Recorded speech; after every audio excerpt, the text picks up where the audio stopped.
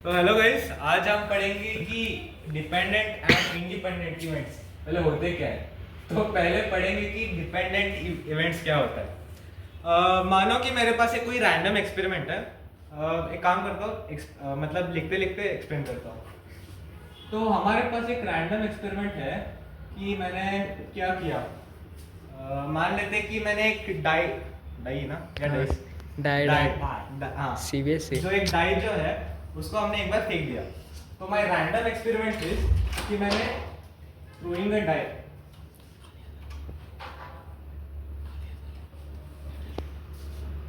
तो ये मेरा रैंडम एक्सपेरिमेंट है। अब मेरा रैंडम एक्सपेरिमेंट जो है that is throwing a die, ठीक है। तो फिर यहाँ पे सैंपल सेट जो बनेगा क्या बने, यानी कि डाई में जो जो पॉसिबल नंबर्स है वही बनेगा, यानी कि 1 2 3 4 5 6। This is my sample set. तो सैंपल सेट हमारा 1 से 6 तक का है। तो मैं एक दो कंडीशंस डाल दूंगा जहां से हम वेन डायग्राम निकाल के प्रूव कर सकते हैं कि जो भी हमें निकालना है। तो पहले तो एक कंडीशन लेता है, दैट इज कि जो मैं ये विल बी डाई फेंकने के बाद जो नंबर आएगा that will be a even number. तो ये मेरा फर्स्ट कंडीशन है। एंड सेकंड कंडीशन में ये डालूंगा कि हाँ, जो भी डाई फेंकने के बाद नंबर आया है that is a prime number.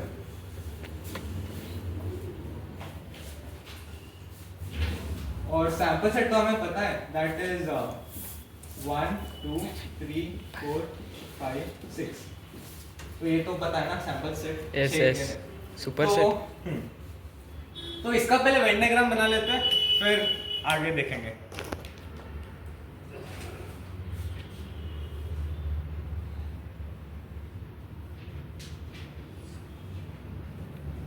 तो ये मेरा यूनिवर्सल सेट रहेगा जिसमें टोटल 6 एलिमेंट्स आएंगे सैंपल सेट के।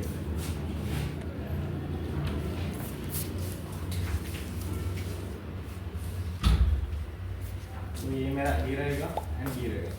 तो ए इवेंट में बोलता क्या है कि थ्रोइंग अ डाई पे एक इवन नंबर आ रहा है, यानी कि 1 से 6 में कितने इवन नंबर्स है। तो वजह चेयर में 2 4 6 तीन नंबर्स है। तो मेरा ए में आएगा 2 4 6। पता है गलती क्या है इसमें, मैं बाद में बोल दूंगा। फिर बी में क्या है कि बी में ऐसा नंबर डालो जो कि throwing a die out of this 6 possible values एक प्राइम नंबर आ रहा है, यानी कि कौन सा होगा। किसको पूछ रहा है? मुझे पूछो। सोम को। हाँ, सोम को नहीं दे, कौन सा वाला? जल्दी बताओ प्राइम नंबर का वैल्यू क्या क्या 135। हाँ 235। तो अब ये प्रॉब्लम हमें दिख रहा है कि ये 2 यहाँ ए पे भी है एंड बी पे भी है। तो हम ये यहाँ पे तो नहीं निकाल सकते, दोनों के इंटरसेक्शन पॉइंट में होना पड़ेगा। अच्छा। 2 3 5। तो ये हमारा बन गया Venn diagram. So one time नहीं होता है। मजे ले रहा था तेरे। तो ये हमारा वेन डायग्राम बन गया। तो पहले तो थोड़े बहुत प्रोबेबिलिटीज के ये देख लेते हैं, that is probability of event A happening पहले देख लेते हैं। एंड हाँ, वन जो है 1 नहीं बाहर आएगा। आएगा। हाँ सही है। Yes yes 1 2 3 4 5 6। तो ये हमारा वेन डायग्राम है। तो पहले तो देख लेते हैं कि probability of event A happening, यानी कि पहले तो टोटल कितने सैंपल सेट में से 6 एलिमेंट्स थे, तो बाय 6 आएगा, ये तो हमें पता ही है। एंड ए इवेंट में कितने सारे नंबर्स है, 3। तो 3/6 कितना आएगा, हाफ। तो probability of A happening from this given conditions is half. और एक केस लेते हैं, क्या लेंगे, पीबी। वो भी हाफ ही आएगा, ठीक है। तो मान लेते हैं कि ए इंटरसेक्शन बी, यानी कि ऐसा एक कोई ऐसे एलिमेंट्स ढूंढो जो कि ए में भी है एंड बी में भी है।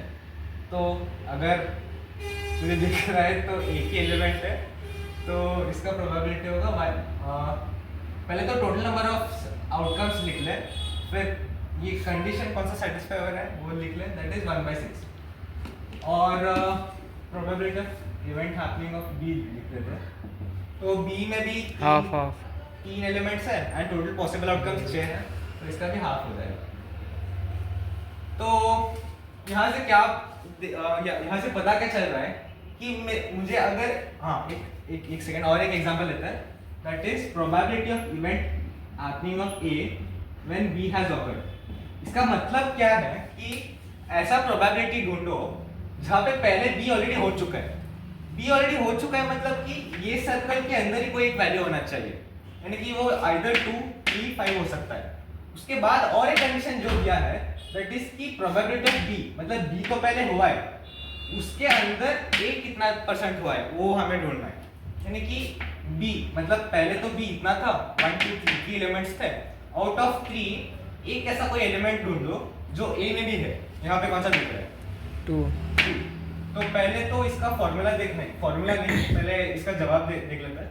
तो पहले P ऑफ B में कितने थे? 3 तो बाई 3 तो आएगा. And the number of element present in A as well as B is 2. I mean 1. Element 1 है, दैट एलिमेंट का वैल्यू इज 2. तो इसका आंसर इज 1/3. अब इसे हमें लॉजिकली देखना है, तो इसको कैसे देख सकते हैं? ये जो 1 आया था दैट इज हम बोल सकते हैं कि probability of A intersection B. सही है? सही है.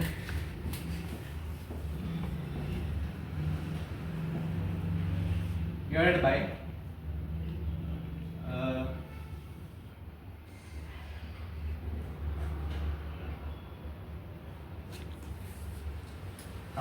and probability of B happening कितना था? 1/2. हाफ ही 1/2. तो इसको by6 आएगा, लेकिन वो कट जाएगा, तो उसका तो कुछ प्रॉब्लम नहीं है. तो यहाँ से ये दिख रहा है कि जब मेरा प्रोबेबिलिटी ऑफ A, सिर्फ प्रोबेबिलिटी ऑफ A पूछा है तो दैट इज 50%, B का भी 50% है, एंड A इंटरसेक्शन B का इज 1/6. लेकिन जब मैं ये कंडीशन डालूंगा कि मेरा इवेंट B ऑलरेडी हो चुका है, उसमें से A बताओ कि कितना % हुआ है, वो बदल गया. यानी कि मेरा कंडीशंस बदलने पे जो इवेंट होने का प्रोबेबिलिटी था वो बदल गया. तो इससे क्या सीखने को, मतलब इससे रिजल्ट क्या आया कि ये दोनों इंडिपेंडेंट नहीं है. मतलब अगर मैं बोलूं कि सिर्फ इतना बताओ कि प्रोबेबिलिटी ऑफ A हैपनिंग कितना है, तो 50% आया. प्रोबेबिलिटी ऑफ B बोलो कि कितना है, 50% आया. लेकिन मैं थोड़ा कंडीशन बदल दूं कि B इवेंट ऑलरेडी हो चुका है, उसमें से बोलो कि A कितना हुआ है, तो हमारा प्रोबेबिलिटी जो आने वाला था वो तो बदल गया. तो ऐसा है कि इसका डेफिनेशन देखोगे तो सिंपल टर्म्स में बोलूँगा कि अगर कंडीशन बदल दोगे तो इवेंट होने का जो प्रोबेबिलिटी था वो चेंज हो जाएगा. And since probability of happening gets change, I will say कि these two events are dependent. वो फॉर्मूला कैसा है? डिपेंडेंट इवेंट्स, हाँ वो मैं इंडिपेंडेंट में बताऊंगा. तो ये था डिपेंडेंट इवेंट्स. तो अब हम पढ़ेंगे कि इंडिपेंडेंट इवेंट्स क्या होता है. तो नाम से तो पता चल रहा है कि ऐसा दो इवेंट्स है स्वतंत्र, यानी कि हाँ स्वतंत्र इवेंट, यानी कि ऐसे दो इवेंट्स हैं जिनका मैं कंडीशन अगर चेंज भी कर दूँ तो प्रोबेबिलिटी चेंज नहीं होगा. वो कैसे है वो आगे देखेंगे. तो उसके लिए एक इंडिपेंडेंट इवेंट का एक एग्जांपल लेते हैं. मानो कि मेरा रैंडम एक्सपेरिमेंट जो है वो थ्रोइंग अ डाई है, तो फिर मैं कंडीशन बदल दूंगा. एक में रखता हूँ कि क्या रखूँ, प्राइम और परफेक्ट स्क्वायर्स, ऑड इवन. एक में रखता हूँ कि गेटिंग एन ऑड नंबर.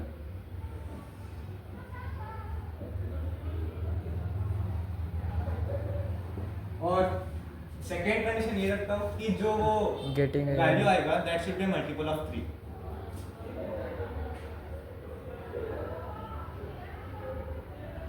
तो हमारे पास एक्सपेरिमेंट है, दोनों कंडीशंस भी है. जल्दी से वेन डायग्राम बना लेते हैं.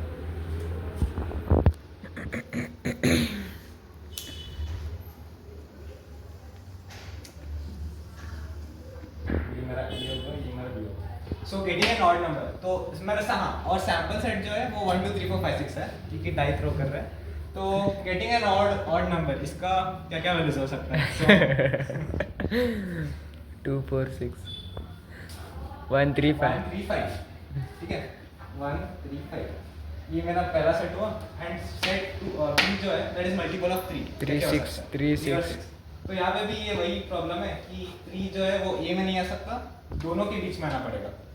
सो 3 और 6, और मेरा सैंपल सेट जो था वो 1 2 3 4 5 6 था. एंड यहाँ पे A एंड B में सेटिस्फाई जो हो रहे हैं दैट इज 1 3 5 6. 2 and 2 और 4 को बाहर आना पड़ेगा. तो इसके भी एक थोड़े बहुत प्रोबेबिलिटी के एग्जांपल देख लेते हैं. Probability of event A happening देख लेते हैं। इसका क्या हाफ आएगा? हाफ हाफ ये जो होता है 3 हो रहा है, बाय टोटल हाफ तो it will be half. Probability of B happening कितना होगा? वन 2/6. हाँ वन ठीक? वन 1/3. थर्ड हाँ वन थर्ड So, अब देख रहे हैं कि P of A intersection B कितना होगा? वन बाय तो यहाँ पे भी एक ही एलिमेंट है, so 1/6. तो हाँ, और एक एग्जांपल देख लेते हैं।